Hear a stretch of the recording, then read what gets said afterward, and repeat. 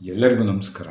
ಆತ್ಮೀಯರೇ, ನಮ್ಮಲ್ಲಿ ಎಷ್ಟೊಂದು ಜನಕ್ಕೆ ದುಡ್ಡು ಸಂಪಾದನೆ ಮಾಡಬೇಕು, ಆ್ಯಕ್ಟಿಂಗ್ ಕಲಿಬೇಕು, ಹೆಸರು ಮಾಡಬೇಕು, ಬೇಕು ಒಂದಿದ್ದನ್ನ ಪಡ್ಕೋಬೇಕು, ಎಲ್ಲಕ್ಕಿಂತ ಹೆಚ್ಚಾಗಿ ವಿಲ್ ಪವರ್ ಜಾಸ್ತಿ ಮಾಡ್ಕೋಬೇಕು ಅಂತ ತುಂಬ ಇಷ್ಟ ಇದೆ ಅಲ್ವಾ?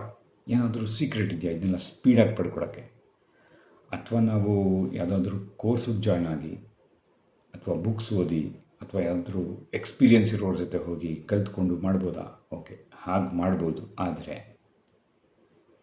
ಇದನ್ನೇ ಒಂದು ರೋಚಕವಾಗಿ, ಕಥಾನಕವಾಗಿ, ಒಂದು ಸ್ಟೋರಿ ಥರ ಈ ಎಲ್ಲ points acting, earning, name, fame, will power, achievements ಎಲ್ಲ ವಿಷಯಗಳನ್ನು ಒಂದು ಕತೆ ಥರ ಹೇಳಿದ್ರೆ ಎಷ್ಟು ಚೆನ್ನಾಗಿರುತ್ತೆ ಅಲ್ವಾ? ಸೊ ಈಗೊಂದು ಪ್ರಯತ್ನ ಮಾಡಿದ್ದೀವಿ.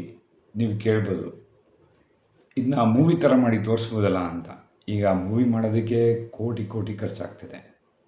ನಾಟಕ ಮಾಡ್ಬೋದಲ್ಲ ಅಂತ ಕೇಳ್ಬೋದು. ನಾಟಕಕ್ಕೂ ಇವಾಗ ಲಕ್ಷಾಂತರ ರೂಪಾಯಿ ಬೇಕು. ಓಕೆ, ಅದೆಲ್ಲ ಸಾಧ್ಯವಾದರೆ ಮಾಡೋಣ.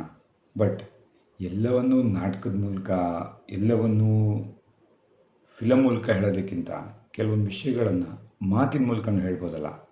ದೊಡ್ಡ ದೊಡ್ಡ ವಿಷಯಗಳನ್ನು ನವರಸಯುತವಾಗಿ ಹೇಳ್ಬೋದಲ್ಲ. ಅದಕ್ಕೆ ಇದೊಂದು ಪ್ರಯತ್ನ. ಈ ಹಂಸಕ್ಷೀರ ನ್ಯಾಯದಂತೆ ಸಾಧ್ಯವಾದಷ್ಟು ಒಳ್ಳೆಯದನ್ನು ತಗೊಂಡು ತಪ್ಪುಗಳನ್ನು ಕಡೆಗಣಿಸಿ, ಜೊತೆಗೆ ಕಥೆಯನ್ನು ಆದಷ್ಟು ಒಂದೇ ಫ್ಲೋಯಲ್ಲಿ ಹೇಳೋಕ್ಕೆ ಟ್ರೈ ಮಾಡಿದ್ದೀವಿ.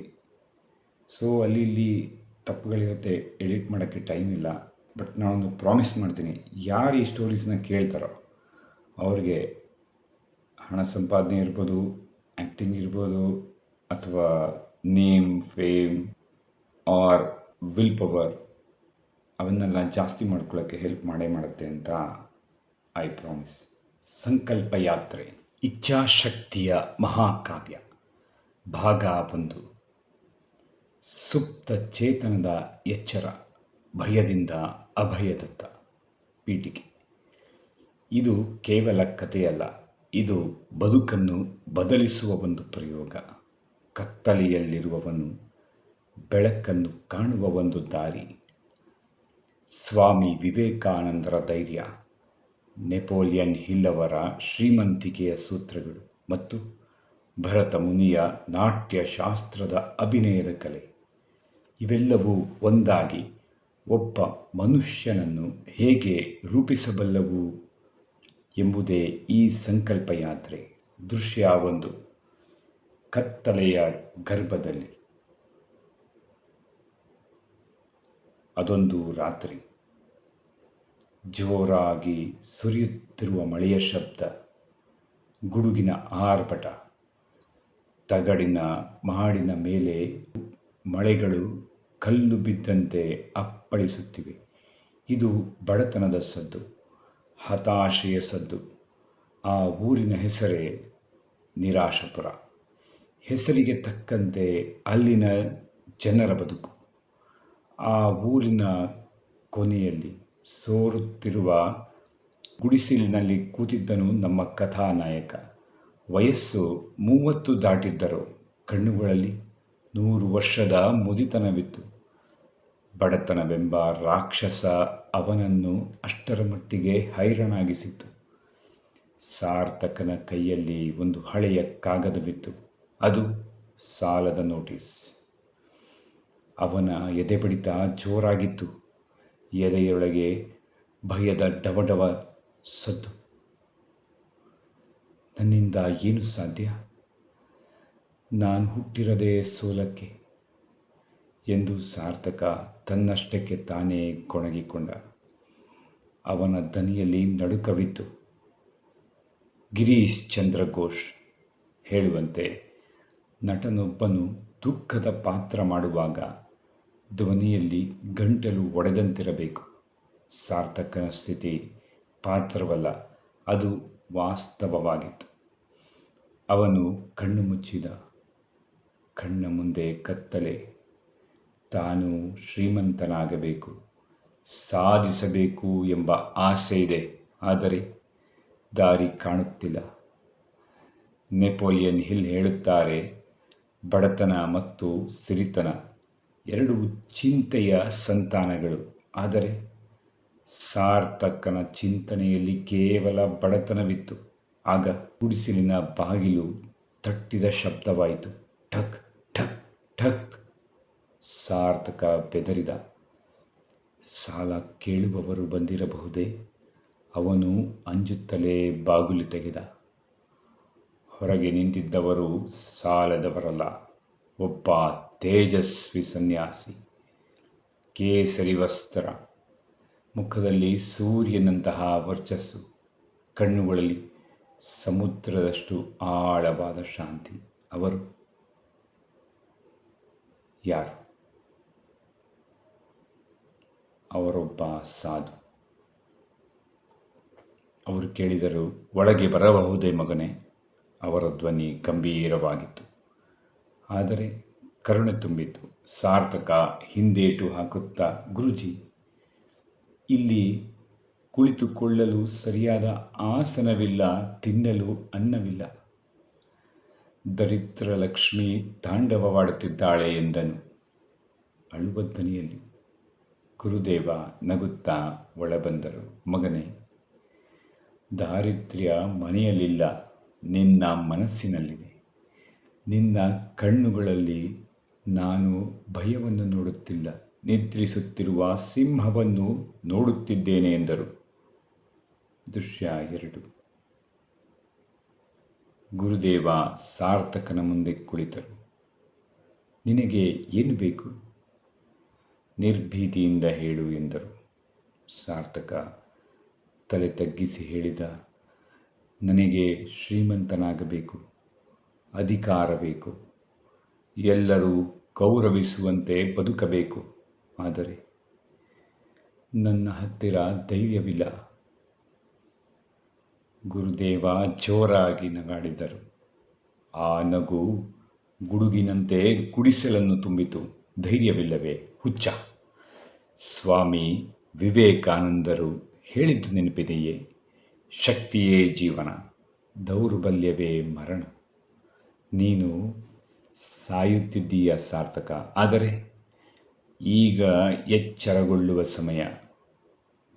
ಗುರುದೇವ ಮುಂದುವರಿಸಿದರು. ನಿನಗೊಂದು ರಹಸ್ಯ ಹೇಳಿಕೊಡುತ್ತೇನೆ. ಸ್ಟಾನಿಸ್ಲಾವ್ಸ್ಕಿ ಹೇಳಿದ್ದ ಮಾತಿದು. ನೀನು ಶ್ರೀಮಂತನಾಗಬೇಕಾದರೆ ಮೊದಲು ಶ್ರೀಮಂತನಂತೆ ನಟಿಸಬೇಕು. ಸಾರ್ಥಕನಿಗೆ ಆಶ್ಚರ್ಯವಾಯಿತು. ನಟಿಸಬೇಕೆ? ನಾಟಕ ಮಾಡುವುದರಿಂದ ಹೊಟ್ಟೆ ತುಂಬುತ್ತದೆಯೇ? ಗುರುದೇವ ಏರು ದನಿಯಲ್ಲಿ ಹೇಳಿದ್ದರು. ಶ್ರೀರಾಮಕೃಷ್ಣರು ಹೇಳುತ್ತಿದ್ದರು, ನೀರು ಹಾಲಿನೊಂದಿಗೆ ಸೇರಿದರೆ ಹಾಲೇ ಆಗುತ್ತದೆ. ಹಾಗೆ ನಿನ್ನ ಮನಸ್ಸು ಯಾವ ಭಾವನೆಯನ್ನು ಅಭಿನಯಿಸುತ್ತದೋ ಅದೇ ಆಗುತ್ತದೆ. ಇದಕ್ಕೆ ಸಾತ್ವಿಕ ಅಭಿನಯ ಎನ್ನುತ್ತಾರೆ. ಅಭ್ಯಾಸ 1. ದೇಹದ ಭಾಷೆ ಮತ್ತು ಆಂಗಿಕ ಅಭಿನಯ. ಗುರುದೇವ ಸಾರ್ಥಕನನ್ನು ಎದ್ದು ನಿಲ್ಲಿಸಿದರು. ಸಾರ್ಥಕ, ಈಗ ನೀನು ಬಡವನಲ್ಲ, ನೀನು ಜಗತ್ತಿನ ಅತಿದೊಡ್ಡ ಸಾಮ್ರಾಟ. ನೆಪೋಲಿಯನ್ ಹೇಳಿದ ಬರ್ನಿಂಗ್ ಡಿಸೈರ್, ಜ್ವಲಂತ ಇಚ್ಛೆ ನಿನ್ನಲ್ಲಿ ಇದೆ ಎಂದು ಊಹಿಸಿಕೊ. ಈಗ ನಿಲ್ಲು. ಹೇಗೆ ನಿಲ್ಲುತ್ತೀಯ? ಸಾರ್ಥಕ ಮೊದಲು ಬಾಗಿ ನಿಂತಿದ್ದ. ಇಲ್ಲ. ಗುರುದೇವ ಗದರಿದರು.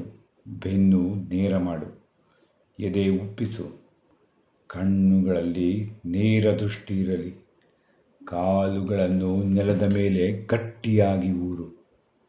ಭೂಮಿಯೇ ನಿನಗೆ ಸೇರಿದ್ದು ಎಂಬಂತೆ ನಿಲ್ಲು. ಸಾರ್ಥಕ ಪ್ರಯತ್ನಿಸಿದ. ಬೆನ್ನು ನೇರ ಮಾಡಿದಾಗ ಅವನ ಉಸಿರಾಟ ಬದಲಾಯಿತು. ಗಮನಿಸು ಸಾರ್ಥಕ, ಗುರುದೇವ ಹೇಳಿದರು. ನಮ್ಮ ದೇಹದ ಭಂಗಿ, ಪೋಸ್ಚರ್, ನಮ್ಮ ಮನಸ್ಸನ್ನು ಬದಲಾಯಿಸುತ್ತದೆ. ಭಯ ಬಂದಾಗ ಮನುಷ್ಯ ಮುದುರಿಕೊಳ್ಳುತ್ತಾನೆ, ಧೈರ್ಯ ಬಂದಾಗ ವಿಸ್ತಾರವಾಗುತ್ತಾನೆ. ನೀನು ಶ್ರೀಮಂತನಾಗುವ ಮುನ್ನ ನಿನ್ನ ನಡಿಗೆ ಶ್ರೀಮಂತವಾಗಬೇಕು. ದೃಶ್ಯ 3. ಕಲ್ಪನೆಯ ಶಕ್ತಿ, ವಿಷುವಲೈಸೇಷನ್ ಮತ್ತು ಆ್ಯಕ್ಟಿಂಗ್. ಈಗ ಕಣ್ಣು ಮುಚ್ಚು. ಗುರುದೇವ ಆಜ್ಞಾಪಿಸಿದರು. ನೆಪೋಲಿಯನ್ ಹಿಲ್ ಅವರ ಒಂದು ಸುವರ್ಣ ನಿಯಮವಿದೆ.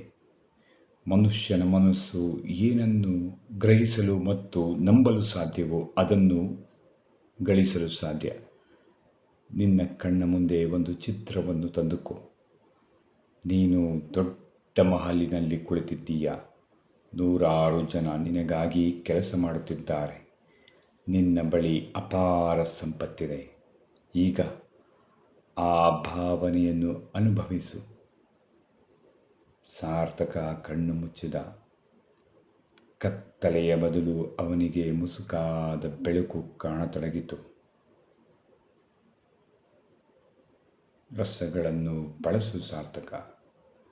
ನವರಸಗಳಲ್ಲಿ ವೀರರಸ, ಹೀರೋಯಿಸಮ್ ಅನ್ನು ಆವಾಹಿಸಿಕೊ. ಗಿರೀಶ್ ಚಂದ್ರ ಘೋಷ್ ಅವರು ರಾಮಕೃಷ್ಣರ ಶಿಷ್ಯರಾಗಿದ್ದರು ಹಾಗೂ ದೊಡ್ಡ ನಟರಾಗಿದ್ದರು. ಅವರು ಹೇಳುತ್ತಿದ್ದರು, ನಂಬಿಕೆಯೇ ಪಾತ್ರದ ಜೀವ. ನೀನು ಈಗ ಶ್ರೀಮಂತರ ಪಾತ್ರವನ್ನು ಎಷ್ಟು ತೀವ್ರವಾಗಿ ಎಂದರೆ ನಿನ್ನ ಬಡತನವೇ ನಿನಗೆ ಸುಳ್ಳಾಗಬೇಕು. ಸಾರ್ಥಕನಿಗೆ ಇದು ಕಷ್ಟವಾಯಿತು. ಗುರುಜಿ, ನನ್ನ ಜೇಬಲ್ಲಿ ಬೀಡಿಗಾಸಿಲ್ಲ. ನಾನು ಹೇಗೆ ರಾಜನಂತೆ ನಂಬಲಿ? ಗುರುದೇವ ಗಂಭೀರವಾದರು. ಅದೇ ಇಚ್ಛಾಶಕ್ತಿ, ವಿಲ್ ಪವರ್. ಹೊರಗಿನ ಪ್ರಪಂಚ ಏನನ್ನೇ ತೋರಿಸಲಿ, ಒಳಗಿನ ಪ್ರಪಂಚವನ್ನು ನೀನು ಸೃಷ್ಟಿಸಿಕೊಳ್ಳಬೇಕು. ಮಾತೆ ಶಾರದಾ ದೇವಿಯವರು ಹೇಳುತ್ತಾರೆ, ಜಗತ್ತಿನಲ್ಲಿ ಯಾರೂ ಪರಕೀಯರಲ್ಲ ಮಗುವೆ, ಜಗತ್ತೇ ನಿನ್ನದು. ಜಗತ್ತೇ ನಿನ್ನದಾದ ಮೇಲೆ ಬಡತನ ಎಲ್ಲಿ ಬಂತು? ದೃಶ್ಯ 4. ಭಯದ ವಿರುದ್ಧ ಯುದ್ಧ. ಮೆಥಡ್ ಆ್ಯಕ್ಟಿಂಗ್ ಮತ್ತು ಫಿಯರ್ಲೆಸ್ನೆಸ್. ಅಷ್ಟರಲ್ಲಿ ಗುಡುಗು ಇನ್ನಷ್ಟು ಜೋರವಾಯಿತು. ಸಾರ್ಥಕನ ಹಳೆಯ ಭಯ ಮತ್ತೆ ಇಣುಕಿತು. ಗುರುದೇವ ಅವನ ಭುಜ ಹಿಡಿದು ಕುಲುಕಿದರು. ಸ್ಟಾನಿಸ್ಲಾವ್ಸ್ಕಿ ಮ್ಯಾಜಿಕ್ ಎಫ್ ಮಾಂತ್ರಿಕ ಒಂದು ವೇಳೆ ಎಂಬ ತಂತ್ರವನ್ನು ಹೇಳಿಕೊಟ್ಟಿದ್ದಾರೆ. ಒಂದು ವೇಳೆ ನಾನು ಜಗತ್ತಿನ ಅತ್ಯಂತ ಧೈರ್ಯಶಾಲಿ ಮನುಷ್ಯನಾಗಿದ್ದರೆ ಈ ಪರಿಸ್ಥಿತಿಯಲ್ಲಿ ನಾನು ಏನು ಮಾಡುತ್ತಿದ್ದೆ ಎಂದು ಪ್ರಶ್ನಿಸಿಕೊ. ಸಾರ್ಥಕ ಆಲೋಚಿಸಿದ. ನಾನು ಧೈರ್ಯಶಾಲಿಯಾಗಿದ್ದರೆ ಈ ಗುಡುಗಿಗೆ ಹೆದರುತ್ತಿರಲಿಲ್ಲ. ಸಾಲದ ಬಾಧೆಗೆ ಕುಗ್ಗಿ ಹೋಗುತ್ತಿರಲಿಲ್ಲ. ಎದ್ದು ನಿಂತು ದಾರಿ ಹುಡುಕುತ್ತಿದ್ದೆ. ಅದನ್ನೇ ಮಾಡು, ಈಗಲೇ ಮಾಡು ಎಂದು ಗುರುದೇವ ಹೇಳಿದರು. ಸಾರ್ಥಕ ಎದ್ದು ನಿಂತ. ಅವನ ಕಾಲುಗಳ ನಡುಕ ನಿಂತಿತ್ತು. ಅವನು ನಿರ್ಧರಿಸಿದ್ದ. ಅವನು ಜೋರಾಗಿ ಉಸಿರು ಎಳೆದುಕೊಂಡ. ನಾನು ಆತ್ಮಸ್ವರೂಪಿ. ನನಗೆ ಸಾವಿಲ್ಲ, ನನಗೆ ಭಯವಿಲ್ಲ ಎಂದು ವಿವೇಕಾನಂದರ ಮಾತನ್ನು ನೆನಪಿಸಿಕೊಂಡ. ಅವನು ಕನ್ನಡಿಯಲ್ಲಿ ತನ್ನ ಮುಖ ನೋಡಿಕೊಂಡ. ಅಲ್ಲಿ ಸೋತವನ ಮುಖ ಇರಲಿಲ್ಲ, ಯುದ್ಧಕ್ಕೆ ಸಜ್ಜಾದ ಸೈನಿಕನ ಮುಖವಿತ್ತು.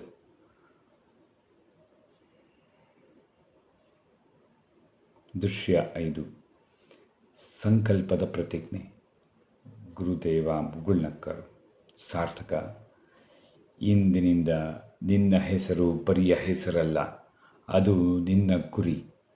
ಇಚ್ಛಾಶಕ್ತಿ ಎಂದರೆ ಕೇವಲ ಆಸೆಯಲ್ಲ, ಅದು ಅಚಲವಾದ ನಿರ್ಧಾರ. ಶ್ರೀರಾಮಕೃಷ್ಣರು ಹೇಳುತ್ತಾರೆ, ಗಾಳ ಹಾಕಿದ ಕೂಡಲೇ ಮೀನು ಸಿಗುವುದಿಲ್ಲ, ಅದಕ್ಕೆ ತಾಳ್ಮೆ ಬೇಕು. ಶ್ರೀಮಂತಿಕೆ ರಾತ್ರೋರಾತ್ರಿ ಬರುವುದಿಲ್ಲ, ಆದರೆ ಶ್ರೀಮಂತನ ಮನಸ್ಥಿತಿ ಈಗಲೇ ಬರಬೇಕು. ಸಾರ್ಥಕ ಒಂದು ಹಳೆಯ ನೋಟ್ಬುಕ್ ತೆಗೆದುಕೊಂಡ. ನೆಪೋಲಿಯನ್ ಹಿಲ್ ಹೇಳಿದಂತೆ ತನ್ನ ಗುರಿಯನ್ನು ಬರೆಯಲು ಶುರು ಮಾಡಿದ.